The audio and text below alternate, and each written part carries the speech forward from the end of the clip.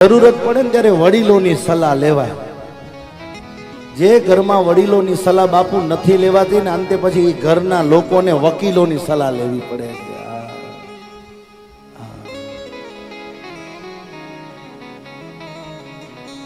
મારા વાલા, ઈ જ જીવ વૃદ્ધ અને ભારત દેશ ઉપર જેટલાય વૃદ્ધાશ્રમો બન્યા છે ને બાપુ, એ આમ તો કહું છું કે દેશ ઉપર કલંક છે. આ ભારત ભૂમિ એના આજે પશુએ પોતાના દીકરાને છેલ્લે સુધી વાલપ કરે છે. અને જેણે તમને જન્મ દીધો, ભણાવી ગણાવીને મોટો કર્યો, આજે એમના માતા પિતા જ્યારે વૃદ્ધાશ્રમમાં હોય ને ત્યારે બહુ દુઃખ થાય કે અબોલો જીવ પોતાના બચ્ચાઓને, પોતાના માતા પિતાને હાંચવી લે છે. જ્યારે તમે નથી તમારી પ્રજાને હાંચવી શકતા, નથી તમારા માતા પિતાને હાંચવી શકતા, તો શું તમે સનાતન ધર્મની રક્ષા કરવાના? અને જેટલી જેટલી મહાજન પરંપરાઓ છે ને, એને અમારી વ્યાસગાદી બહુ ધિક્કારે છે. યાદ રાખજો કે જેના માતા પિતા વૃદ્ધાશ્રમમાં હોય ને તો પાછા લઈ આવજો. આપણા દેશ ઉપર કલંક છે. ઘરના ભગવાન કોઈ ઘરડા ઘરમાં રહે એના માટેની તો વ્યવસ્થા તમે રહો ને એનાથી પણ સારી વ્યવસ્થા એમને કરીને દેવી જોઈએ. એક ભણેલો ગણેલો યુવાન મારી પાસે મુંબઈમાં આવ્યો કે મને માતા પિતાના ઋણમાંથી મુક્ત થવું છે. એટલે મને હસવું આવ્યું બાબુ. માતા પિતાના ઋણમાંથી સ્વયં ભગવાન મુક્ત નથી થઈ શક્યો, તમે ક્યાં મુક્ત થવાના? હવે એના પિતા તો ગુજરી ગયા, કાળી મજૂરી કરી કરી પોતાને ડોક્ટર બનાવી દીધો. મુંબઈનો બહુ મોટો ડોક્ટર. મને કે मैं कैसे अपने माता पिता के ऋण में से मुक्त हूँ? बोलो आप, वो मैं करने के लिए तैयार हूँ. आप बोलो इतना यज्ञ, आप बोलो इतनी कथा, आप बोलो आपको मैं रुपए दे दूं, ये कर दो. મેં કીધું મને તમારી માં સાથે મળાવો.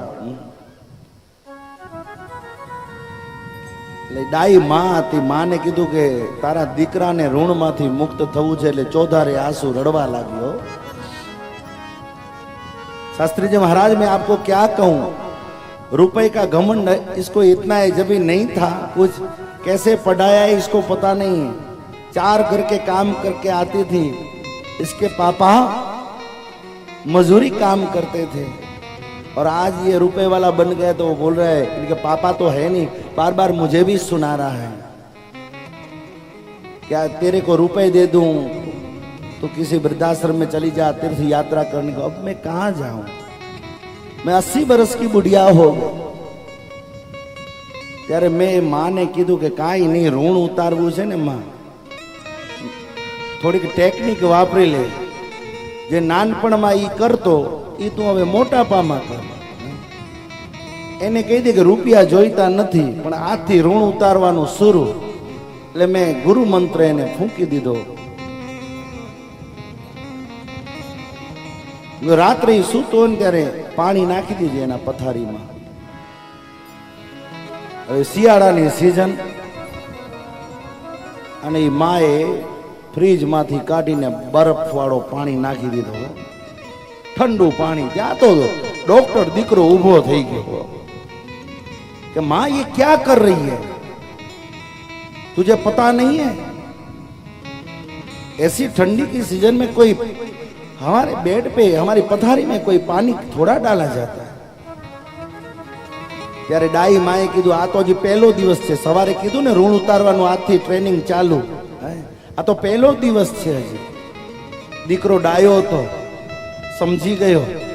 માએ કીધું આવી રીતે તું નાનો હતો ને કેટલી વખત પથારી તે બગાડી છે. મેં ક્યારેય નથી કીધું કે તું શું કામ શિયાળો છે કે ઉનાળો છે કે ચોમાસો છે, તોય મેં તારા બારોતા સાફ કર્યા છે, તોય મેં તને લાલન પાલન કર્યો છે. અને આજે એક દિવસ તારી પથારી ભીની થઈ તો તને ઓખું આવે છે. આવા તો દિવસોના દિવસો, વર્ષોના વર્ષ મેં તારા બારોતા ધોયા છે અને તે પથારી ભીની કરી છે. હા, આજે એક દિવસમાં તારે આંખે તારા આવી ગયા બેટા.